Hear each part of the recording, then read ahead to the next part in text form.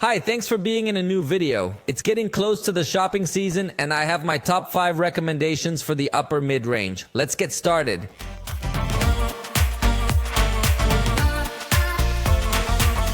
For the upper middle range, consider a price from 7,000 pesos to 9,999 pesos, as you know that it is difficult to categorize different ranges, but in this case, this is the decision I have made, and these are the best cell phones I have tested within this range. Let's start with the cheapest of this range, which is the Poco F6, had a launch price of 7,299 pesos.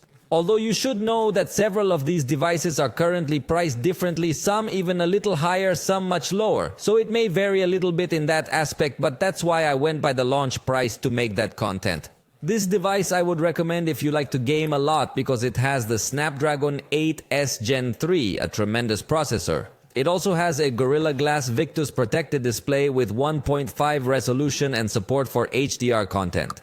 So it is a screen that is indeed above many competitors and can get to stand out in several aspects. In addition, this generation little has improved significantly the camera. For example, portrait photos with the front camera. Now they will focus on some objects. It even shows you a good preview before taking a picture with backlight. And for example, it is able to record video in 4K at 60 frames per second. And in other curiosities, it also has a hand gesture control that can be useful if you like to be washing dishes or doing something watching TikToks and do not want to stain your screen.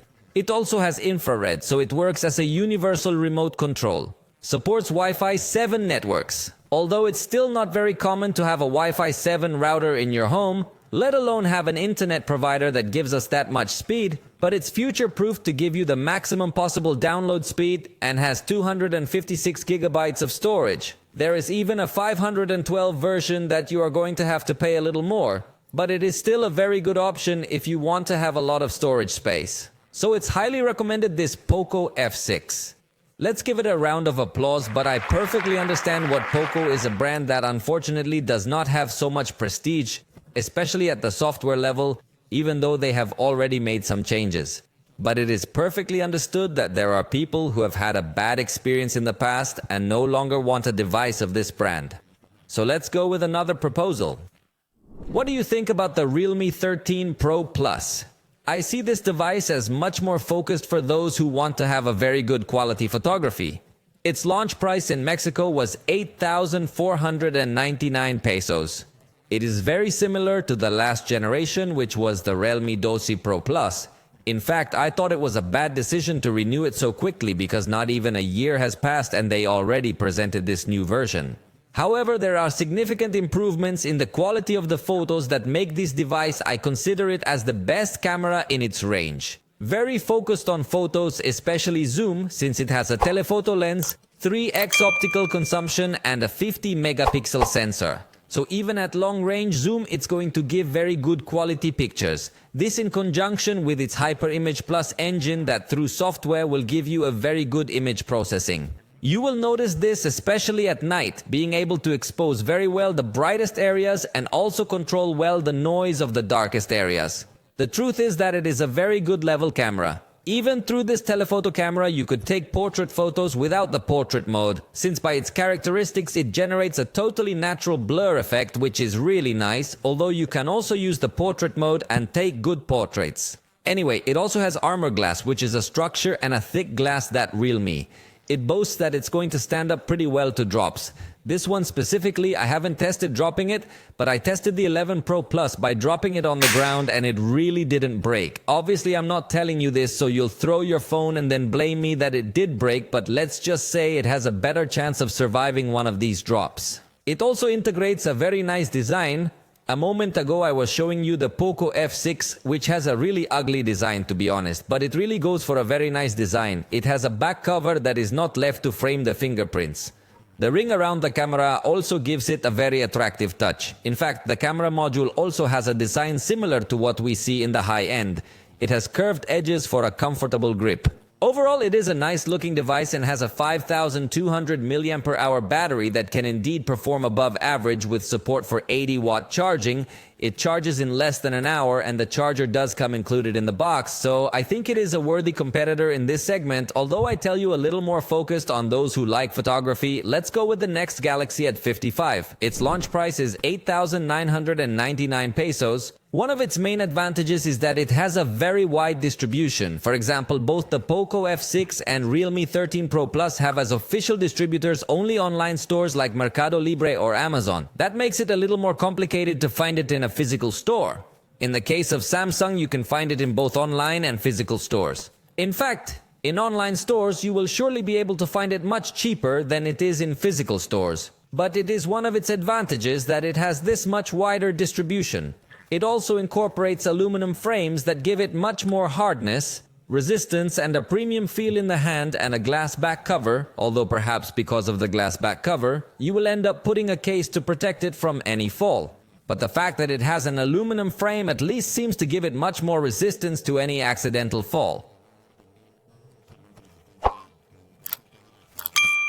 In fact, it integrates Gorilla Glass Victus Plus, so it can withstand drops well enough, but please don't be stretching it. Speaking of resistance, it has IP67, so if you happen to drop it in water, it's going to have a high chance of surviving as well. In fact, you could take a picture underwater too if you wanted to, but remember, if you're going to submerge it in a pool or in the ocean, do it shallow and for a short time, and then rinse it well with clean water so that it still retains this level of resistance. But I think one of the strongest features of any Samsung is the ecosystem. So if you're a user who wants to have multiple things connected and have everything work well with each other, this is definitely the choice. Samsung has the Galaxy Watch that connects seamlessly to this device, the Galaxy Buds. Even from the Galaxy Watch, you can control things on the Galaxy Buds. Alarms are synced and, well, a lot more, but it's definitely an experience that the rest of the devices in this top are not going to be able to offer you. In addition, Samsung promises 4 years of software updates. It's another point that no other competitor in this video is going to be able to offer you, and it has some other little details like allowing you to rotate to the front camera without stopping the video recording, which gives you much more dynamism in your recordings. And it also supports. And this is another key feature, especially if you travel a lot, because when you travel, you're probably going to need to buy a SIM card to use your mobile data in another country. And in this case, it is much more convenient to buy one and SIM simply through some online service and scanning a QR code. You can add that data plan service and that's it. You don't have to buy a physical SIM card, so that's another benefit that this device offers you.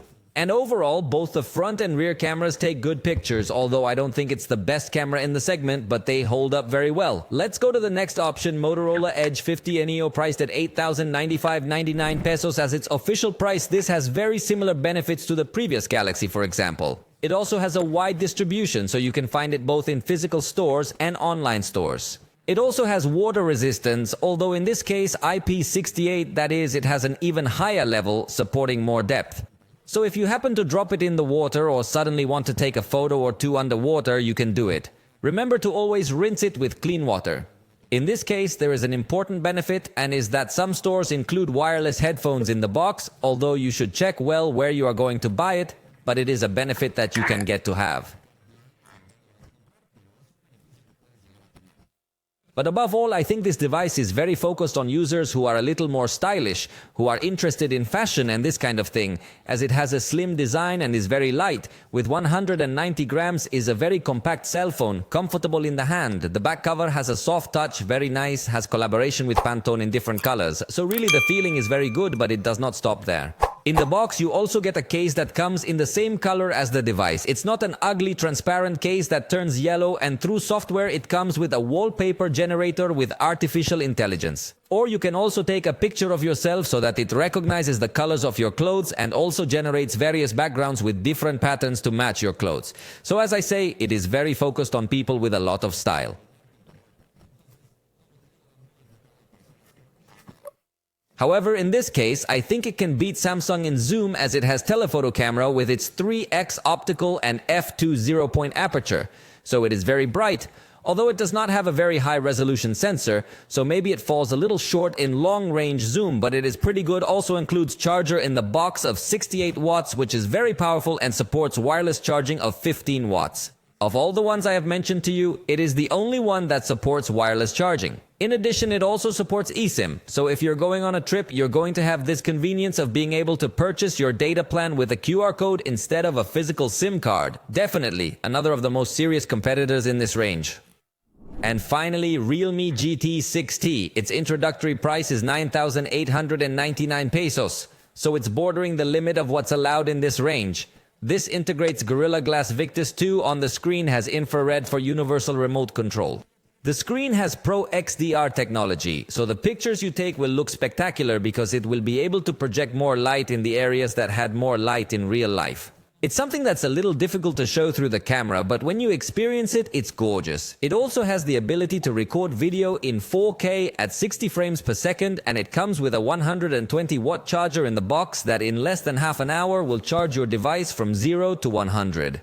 Its processor is the Snapdragon 7 Plus Gen 3, a very powerful processor. So also, if you like games a lot, it is an option that has enough power, and this is one of the devices that through artificial intelligence integrates an object eraser with generative artificial intelligence, plus it also supports gesture control, even adding a cursor. Although these are functions that you are not going to use so much, but they are not present in the vast majority of devices. So now it's your turn to tell me which of these is your favorite. Which one do you think fits better for your type of user, or if you consider that there is some other proposal, some other model that I did not mention in this price range?